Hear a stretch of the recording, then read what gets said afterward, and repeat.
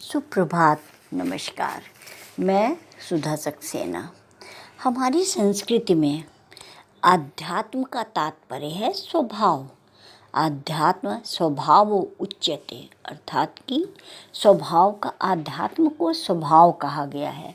स्वभाव का तात्पर्य है कि हमारे आंतरिक वो गुण जो हमारे व्यक्तित्व के निर्माण में सहायक होते हैं, और वो गुण हैं दया, प्रेम, सहजता, सरलता, धैर्य, साहस इत्यादि। इन सब को पाने के लिए जीवन में अनेक प्रकार के कार्य हैं, सद्कार्य हैं, जो कि हमें अपनी ओर ले जाते हैं। उनमें से एक है संगीत। संगीत से भी आप ध्यानावस्था पा सकते हैं।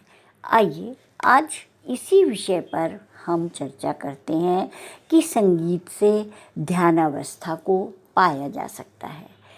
भारतीय शास्त्रीय संगीत में ध्वनि, राग व धुन आदि को ऐसे रचा गया है कि अगर आप उनमें पूरी तरह से तल्लीन होना सीख लें तो ध्यानावस्था को पा सकते हैं। भारतीय संस्कृति में नृत्य, संगीत या अन्य कोई भी काम केवल मनोरंजन की श्रेणी में नहीं आता था, वह एक आध्यात्मिक प्रक्रिया भी थी। भारतीय शास्त्रीय संगीत में ध्वनि, राग व धुन आदि को ऐसे रचा गया है कि अगर आप इसमें पूरी तरह से तल्लीन होना सीख लें तो ध्यानावस्था को पाया जा सकता है। अगर आप शास्त्रीय संगीत में गहराई से जुड़े किसी व्यक्ति को देखें तो आपको वह कोई संत ही दिखेगा। संगीत ऐसी ध्वनियों का संयोजन मात्र नहीं है जिसका किसी ने आविष्कार किया हो।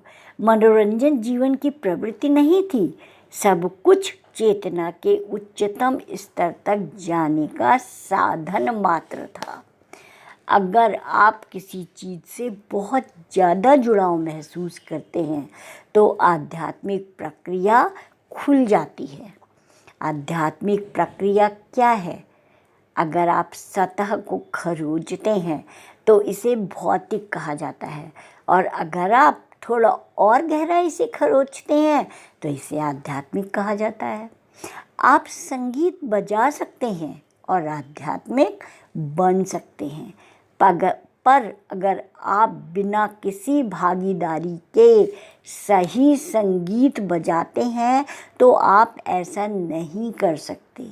आप पूरी तरह से शामिल हैं तभी कुछ सार्थक संगीत बना सकते हैं। उस भागीदारी में आपके लिए दरवाजे खुलने चाहिए, कोई दूसरा रास्ता नहीं है। तात्पर्य यह है कि संगीत आपको अंदर से अंदर की ओर ले जाता है।